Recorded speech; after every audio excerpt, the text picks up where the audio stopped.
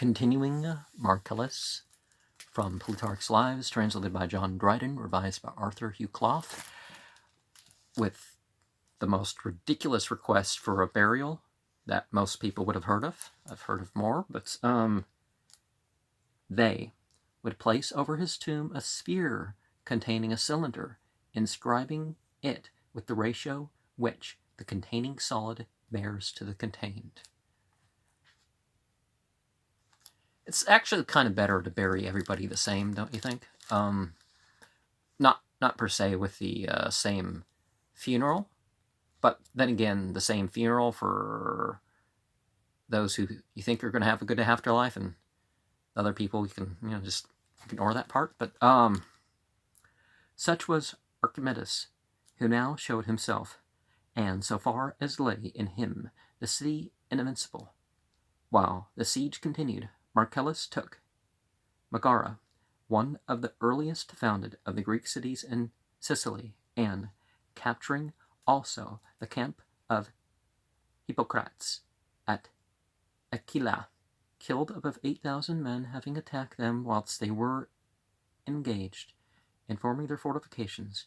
He overran a great part of Sicily, gained over many towns of the Carthaginians, and overcame all that dared to encounter him. As the siege went on, one Demipus, a Lacedaemonian, put to sea in a ship from Syracuse, was taken, when the Syracusans much desired to redeem this man, and there were many meetings and treaties about the matter betwixt them. And Marcellus, he had opportunity to notice a tower into which a body of men might be secretly introduced, as the wall near to it was not difficult to surmount, and it was itself carelessly guarded.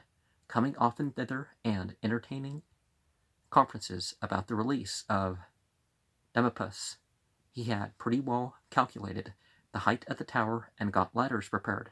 The Syracusans celebrated a feast to Diana.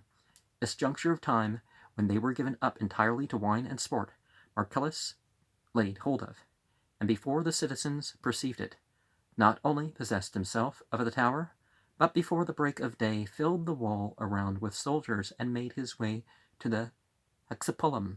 The Syracusans now beginning to stir, and to be alarmed at the tumult, he ordered the trumpets everywhere to sound, and thus frightened them all into flight, as if all parts of the city were already won. Though the most fortified and the fairest and the most ample quarter was still ungained, it is called Acradina, and was divided by a wall from the outer city, one part of which they called Neapolis, the other Taka. Possessing himself of these, Marcellus, about break of day, entered through the Hexapolum, all his officers congratulating him, but looking down from the higher places upon the beautiful and the spacious city below, he is said to have wept much, commiserating the calamity that hung over it, when his thoughts presented to him how dismal and foul the face of the city would be in a few hours, when plundered and sacked by the soldiers. From among the officers of his army there was not one man that durst deny the plunder of the city to the soldiers' demands. Nay, many were instant that it should be insistent, I would presume, that it should be set on fire and laid level to the ground. But this Marcellus would not listen to, yet he granted, but with great unwillingness and reluctance, that the money and slaves should be made prey, giving orders at the same time that none should violate any free person, nor kill, misuse, or make a slave of any of the Syracusans. Although he had used this moderation, he still esteemed the condition of that city to be pitiable, and even amidst the congratulations and joy, showed his strong feelings of sympathy and commiseration at seeing all the riches accumulated during a long felicity now dissipated in an hour. For it is related that no less prey and plunder was taken here than afterward in Carthage, for not long after they obtained also the plunder of the other parts of the city, which were taken by treachery, leaving nothing untouched but the king's money, which was brought into the public treasury. Okay, well, at least that's the thing, because except for government and military and the I guess the regular people that step up to fight you, you kind of I do consider it a war crime, whether or not the society or the international community or whatever considers it the case. You know.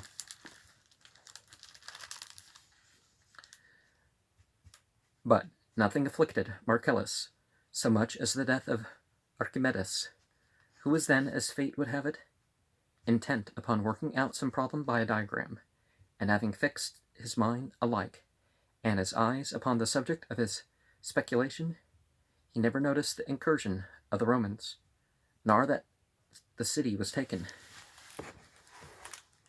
In this transport of study and contemplation, a soldier unexpectedly coming up to him, commanded him to follow to Marcellus, which he declining to do before he had worked out his problem to a demonstration, the soldier, enraged, drew his sword and ran him through. Others ran right that a Roman soldier, running upon him with a drawn sword, offered to kill him, and the Archimedes, looking back earnestly, besought him to hold his hand a little while, that he might not leave what he was then at work upon inconclusive and imperfect.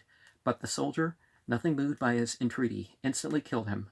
Others again relate that as Archimedes was carrying to Marcellus mathematical instruments, dials, spheres, and angles by which the magnitude of the sun might be measured to the sight, some soldiers seeing him and thinking that he carried gold in the vessels, slew him. Certainly is that his death was very afflicting to Marcellus, and that Marcellus ever after regarded him that killed him as a murderer, and that he sought for his kindred and honored them with signal favors.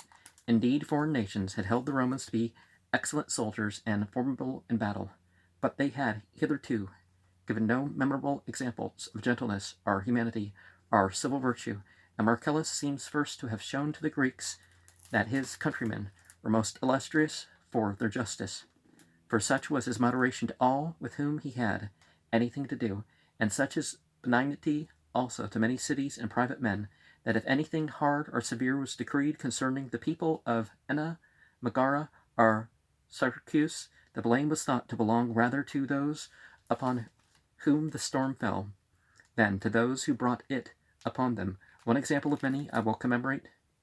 In Sicily there is a town called Engium, not indeed great, but very ancient and ennobled by the presence of the female entity called the Mothers. The temple, they say, was built by the Cretans, and they show how some spears and brazen helmets inscribed with the names of Marions and with the same spelling as in Latin of Ulysses, who consecrated them to the female entities. This city, highly favoring the party of the Carthaginians, Nicias, the most eminent of the citizens, counseled them to go over to the Romans, to that end acting freely and openly in harangues to their assemblies, arguing the imprudence and madness of the opposing course. They, fearing his power and authority, resolved to deliver him in bonds to the Carthaginians. Nicias, detecting the design and seeing that his person was secretly kept in watch, proceeded to speak irreligiously to the vulgar of the Mothers, and showed many signs of disrespect, as if he denied and contemned the received opinion of the presence of those female entities, his enemies, the while rejoicing that he of his own accord sought the destruction hanging over his head, when they were just now about to lay hands upon him. An assembly was held, and here Nicias, making a speech to the people concerning some affair then under deliberation, in the midst of his address, cast himself upon the ground, and soon after, while amazement, as usually happens on such surprising occasions, held the assembly immovable. Raising and turning his head round, he began in a trembling and deep voice, but by degrees raised and sharpened his voice.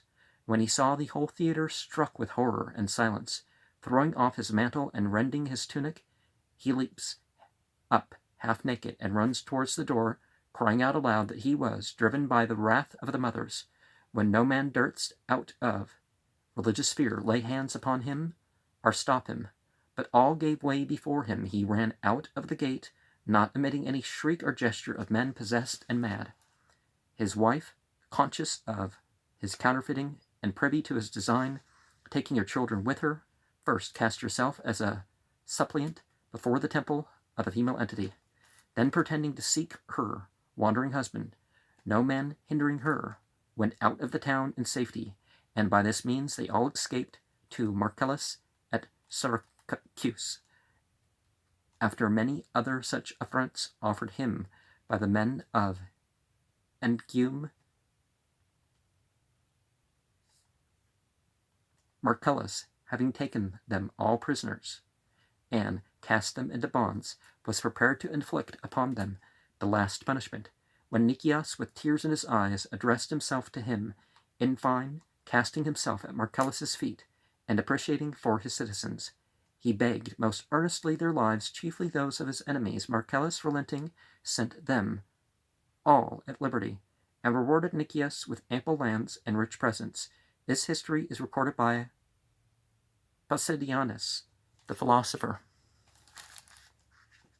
Marcellus, at length recalled by the people of Rome to the immediate war at home, to illustrate his triumph and adorn the city, carried away with him a great number of the most beautiful ornaments of Syracuse.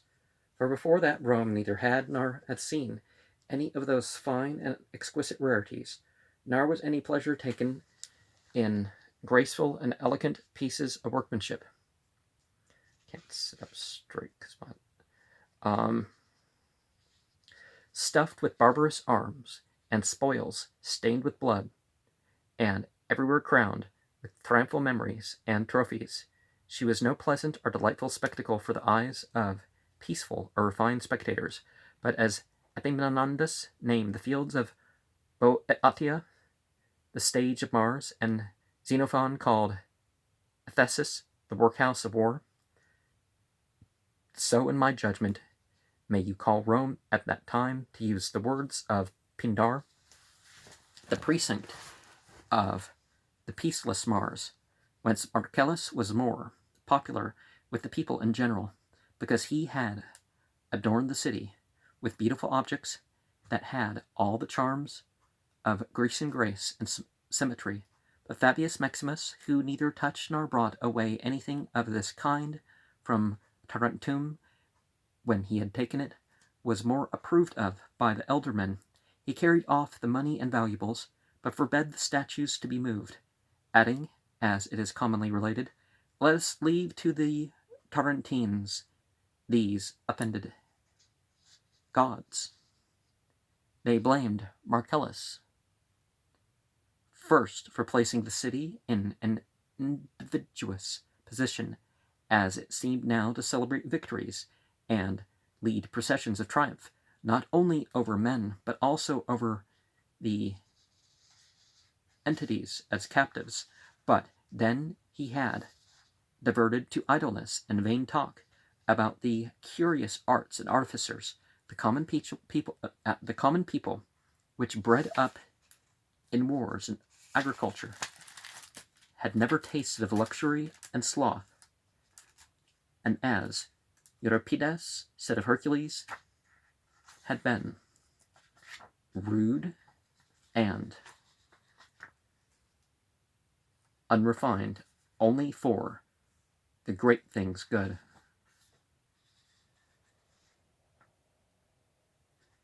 So that now they misspent much of their time in examining and criticizing trifles, and yet, notwithstanding this reprimand, Marcellus made it his glory to the Greeks themselves that he had taught his ignorant countrymen to esteem and admire the elegant and wonderful productions of Greece. But when the envious opposed his being brought triumphant into the city, because there were some relics of the war in Sicily, and a third triumph would be looked upon with jealousy, he gave way. He triumphed upon the Alban Mount, and thence entered the city in ovation, as it is called in Latin, in Greek, eua. But in this ovation he was neither carried in a chariot, nor crowned with laurels, nor ushered by trumpets sounding, but went afoot with shoes on, many flutes or pipes sounding in concert, while he passed along, wearing a garland of myrtle, in a peaceable aspect, exciting rather love and respect than fear, whence I am by conjecture led to think that, originally, the difference observed betwixt ovation and manner of performing them, for they who have fought a set battle, and slain the enemy returned victors, led that martial terrible triumph, and as the ordinary custom then was in frustrating the army. That doesn't quite look right, though. It looks like maybe the F is frustrating. Yeah, I think it's supposed to be frustrating. The army adorned the arms and the soldiers with a great deal of laurel.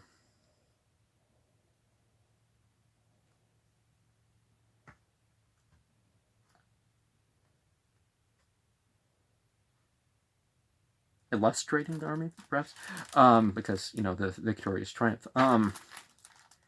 But they who, without force, by colloquy, persuasion, and reasoning, had done the business to these captains' custom, gave the honor of the unmilitary and festive ovation.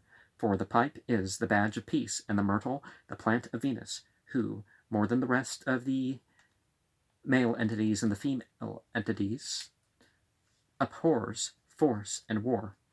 It is called ovation, not as most think, from the Greek euasmus, because they act with shouting and cries of eua.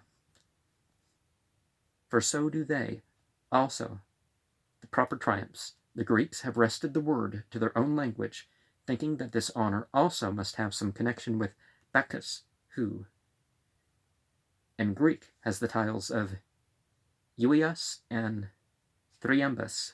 But the thing is otherwise, for it was the custom for commanders in their triumph to immolate an ox, but in their ovation a sheep. Hence they named it ovation, from the Latin ovius. It is worth observing how exactly opposite the sacrifices appointed by the Spartan legislator are to those of the Romans. For at Lacedaemon a captain, who had performed the work, had undertook by cunning our courteous treaty on laying down his command, immolated an ox.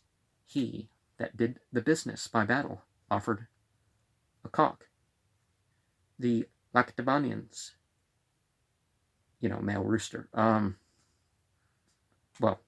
the rooster is a male. You know what I mean? A male chicken. The Lacedaemonians, though most warlike, thinking exploit performed by reason and wisdom to be more excellent and more congruous to man than one effected by mere force and courage, which of the two is to be preferred, I'll leave to the determination of others.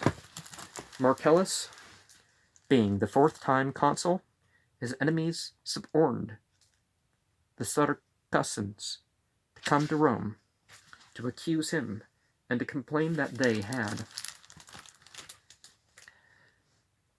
suffered indignities and wrongs contrary to the conditions granted them.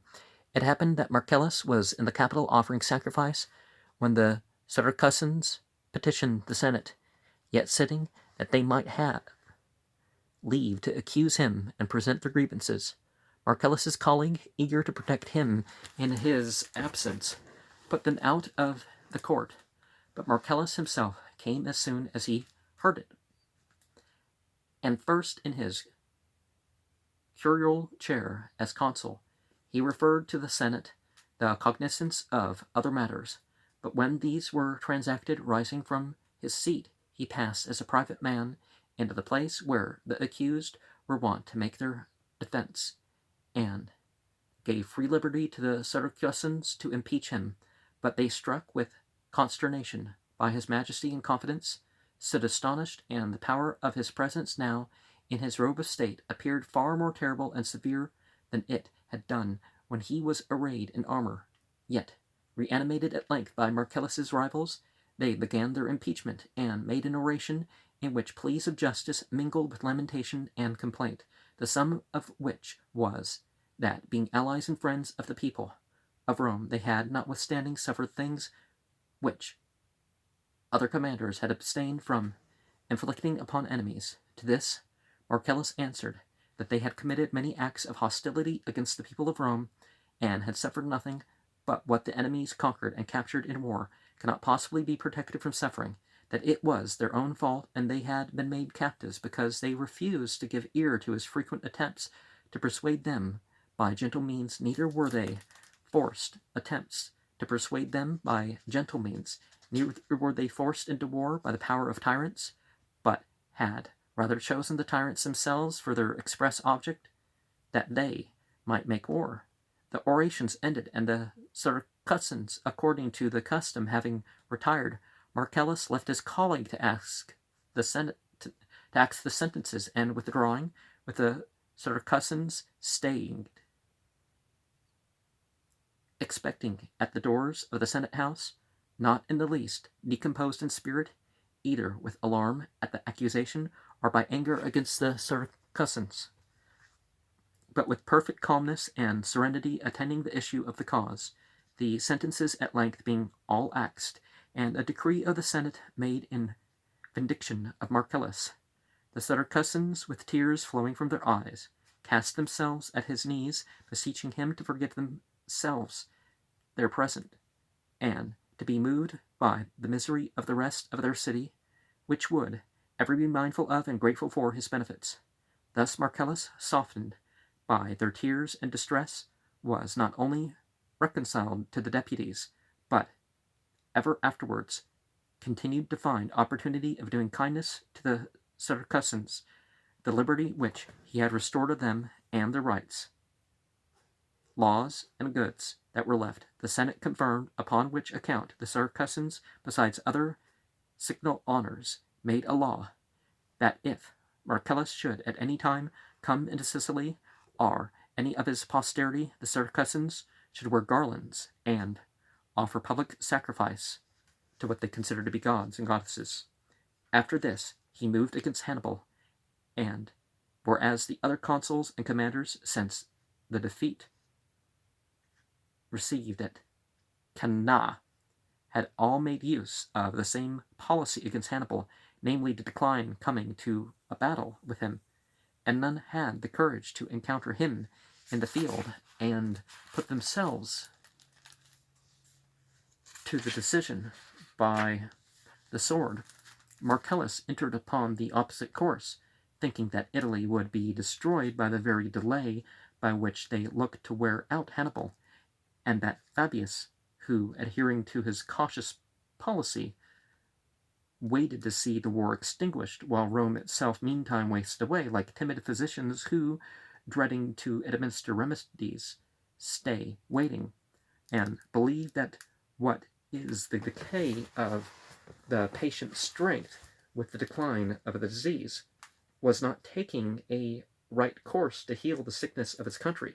At first, the great cities of the Samnites, which had revolted, came into his power, in which he found a large quantity of corn, some sort of grain, not the thing we usually say corn nowadays, and money, and 3,000 of Hannibal's soldiers that were left for the defense.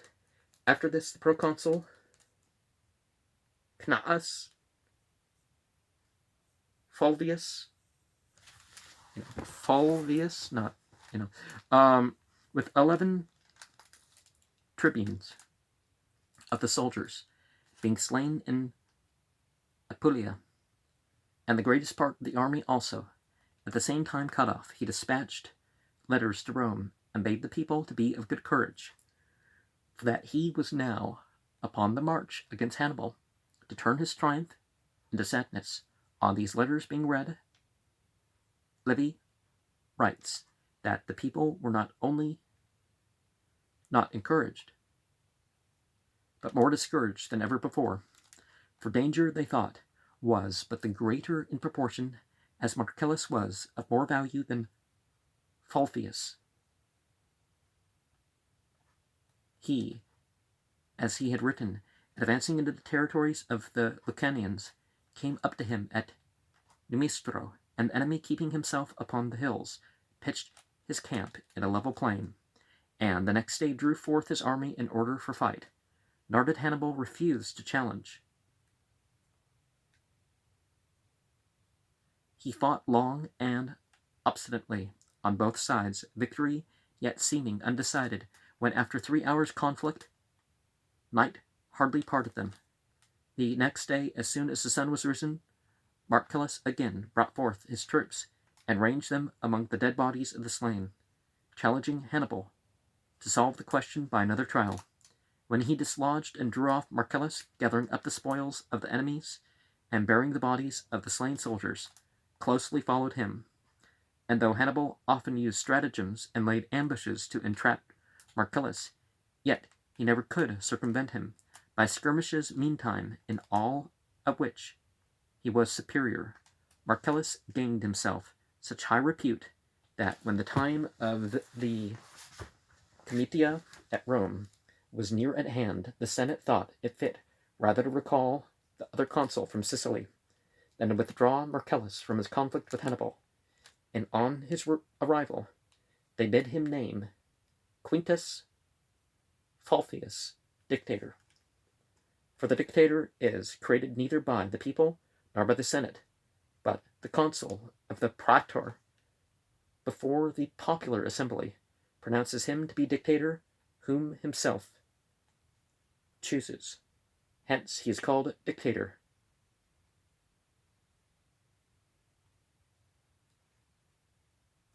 Dicere, meaning to name. Others say that he is named dictator because his word is a law, and he orders what he pleases without submitting it to the vote. For the Romans call the orders of magistrates edicts. And now because Marcellus's colleague, who was recalled from Sicily, had a mind to name another man dictator, and would not be forced to change his opinion, he sailed away by night back to Sicily. So the common people made an order that Quintus Fulvius should be chosen dictator, and the Senate, by an express command, commanded Marcellus to nominate him. He, obeying, proclaimed him dictator according to the order of the people. But the office of proconsul was continued to himself for a year, and having arranged with Fabius Maximus that while he besieged Tarentum, he would, by following Hannibal and drawing him up and down, detain him from coming to the relief of the Tarentines, he overtook him at Canisium, and as Hannibal often shifted his camp, and still declined the combat, he everywhere sought to engage him. At last, pressing upon him while encamping by light skirmishes, he provoked him to a battle, but night again divided them in the very heat of the conflict. The next day, Marcellus again showed himself in arms and brought up his forces in array. Hannibal, in extreme grief, called his Carthaginians together to a harangue and vehemently prayed them to fight today worthily of all their former success. For you see, said he, how after such great victories we have not liberty to respire, nor to repose ourselves, though victors, unless we drive this man back. Then the two armies joining battle fought fiercely, when the event of an untimely movement showed Marcellus to have been guilty of an error. The right wing being hard pressed upon, he commanded one of the legions to be brought up to the front. This change, disturbing the array and posture of the legions, gave the victory up to the enemies, and there fell 2,700 Romans. Marcellus, after he had retreated into his camp, called his soldiers together. I see, said he, many Roman arms and bodies, but I see not so much as one Roman. To their entreaties for his pardon he returned a refusal, while they remained beaten, but promised to give it so soon as they should overcome, and he resolved to bring them into the field again the next day, that the fame of their victory might arrive at Rome before that of their flight. Okay. Dismissing the assembly, he commanded barley instead of wheat to be given to those companies that had turned their backs. Those rebukes were so bitter to the soldiers that, though a great number of them were grievously wounded, yet they relate there was not one to whom the general's oration was not more painful and smarting than his wounds. The day breaking, a scarlet toga, the sign of instant battle, was displayed. The companies marked with ignominy begged that they might be posted in the foremost place, and obtained their request. Then the tribunes bring forth the rest of the forces, and draw them up, on news of which, "O strange," said Hannibal, "what will you do with this man who can bear neither good nor bad fortune? He is the only man who neither suffers us to rest when he is victor, nor rests himself when he is overcome. We shall have, it seems, perpetually to fight with him, as in good success his confidence, and in ill success his shame, still urges him to some further enterprise." Then the armies engaged. When the fight was doubtful, Hannibal commanded the elephants to be brought into the first battalion, and to be driven upon the van of the Romans, when the beasts, trampling upon many, soon caused disorder. Flavius, a tribune of soldiers, snatching an ensign, meets them, and wounding the first elephant with a spike at the bottom of the ensign's staff, puts him to flight. The beast turned around upon the next, and drove back both him and the rest that followed. Marcellus, seeing this, pours in his horse with great force upon the elephants and upon the enemy, disordered by their flight. The horse, making a fierce impression, persuaded the Carthaginians home to their camp, while the elephants, wounded and running upon their own party, caused a considerable slaughter. It is said more than 8,000 were slain, of the Roman army 3,000, and almost all wounded. This gave Hannibal opportunity to retire in the silence of the night, and to remove to greater distance from Marcellus, who was kept from pursuing by the number of his wounded men, and removed by gentle marches into Campania, and spent the summer at Sinuessa, engaged in restoring them.